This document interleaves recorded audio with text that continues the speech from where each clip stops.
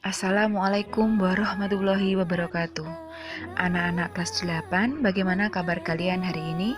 Alhamdulillah, masih semangat ya. Anak-anak, materi kita hari ini adalah daring PAI dan budi pekerti. Materinya kita melanjutkan materi bab 2, yaitu meyakini kitab-kitab Allah dan mencintai Al-Quran. Anak-anak, marilah kita renungkan. Apa jadinya apabila kita menaiki kendaraan di jalan, namun tidak memiliki tujuan yang jelas?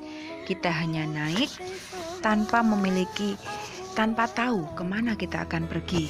Tentunya kita akan menghambur-hamburkan bahan bakar dan mengganggu pengguna jalan lain. Bahkan lama-lama kita bisa tersesat.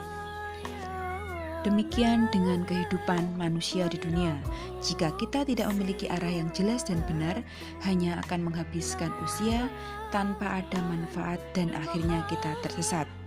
Oleh karena itu, kita harus memiliki arah dan tujuan yang jelas.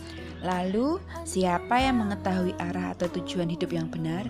Ya, semua yang mengetahui secara pasti adalah Allah Subhanahu wa Ta'ala, Tuhan yang menciptakan manusia.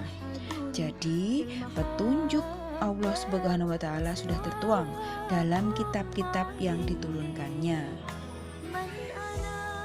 Anak-anak, apakah yang dimaksud dengan iman kepada kitab suci? Iman kepada kitab suci artinya mempercayai dan meyakini dengan sepenuh hati bahwa Allah Subhanahu wa Ta'ala telah menurunkan kitab-kitabnya kepada para rasul untuk diajarkan kepada umat manusia. Dan beriman kepada kitab-kitab Allah Subhanahu wa Ta'ala merupakan rukun iman yang ketiga.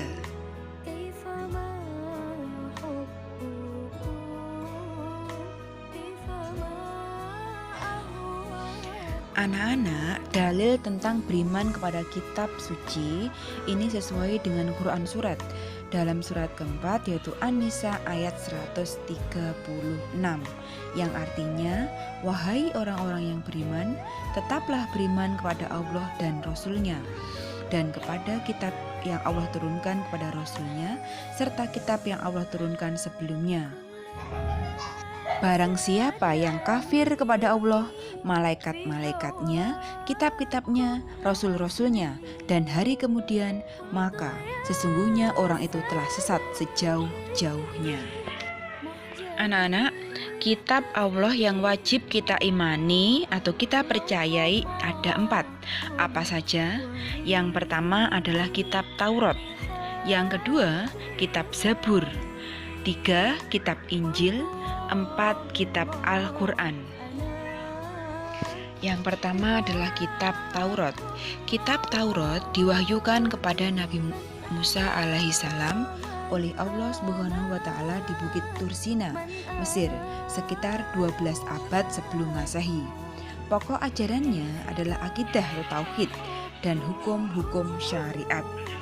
Kitab Taurat ini merupakan pedoman dan petunjuk bagi kaum Bani Israel saat itu dan bahasa yang digunakan dalam kitab Taurat adalah bahasa Ibrani. Allah berfirman dalam surat Al-Mu'minun ayat 49 yang artinya, dan sungguh telah kami anugerahi kepada Musa alaihissalam kitab Taurat agar mereka Bani Israel mendapatkan petunjuk. Berikutnya adalah kitab Zabur. Kitab Zabur diwahyukan oleh Allah Subhanahu wa Ta'ala kepada Nabi Daud alaihissalam sekitar abad ke-10 sebelum Masehi di daerah Yerusalem, Israel. Pokok ajaran dalam kitab Zabur diantaranya ialah zikir, nasihat, dan hikmah. Tidak membuat hukum-hukum syariat. Dan yang utama adalah bertauhid kepada Allah Subhanahu wa Ta'ala. Dan sesuai dengan firman Allah dalam Quran surat Al-Isra ayat 55 yang artinya, dan sungguh kami telah memberikan kelebihan kepada sebagian nabi-nabi atas bagian yang lain, dan kami berikan Zabur kepada Daud. 3. Kitab Injil. Injil diwahyukan oleh Allah Subhanahu wa Ta'ala kepada Nabi Isa alaihissalam pada abad pertama Masehi di Israel, Yerusalem. Pokok ajarannya yaitu tentang tauhid atau keesaan Allah. Sebagaimana dalam firman Allah dalam Quran surat Al-Maidah ayat 46 yang artinya, dan kami iringkan jejak mereka, nabi-nabi Bani Israel dengan Isa putra Maryam, membenarkan kitab yang sebelumnya yaitu Taurat, dan kami telah memberikan kepadanya kitab Injil, sedang di dalamnya ada petunjuk dan cahaya yang menerangi dan membenarkan kitab yang sebelumnya yaitu kitab Taurat, dan menjadi petunjuk serta pengajaran untuk orang-orang yang bertakwa. Yang terakhir adalah kitab Al-Quran.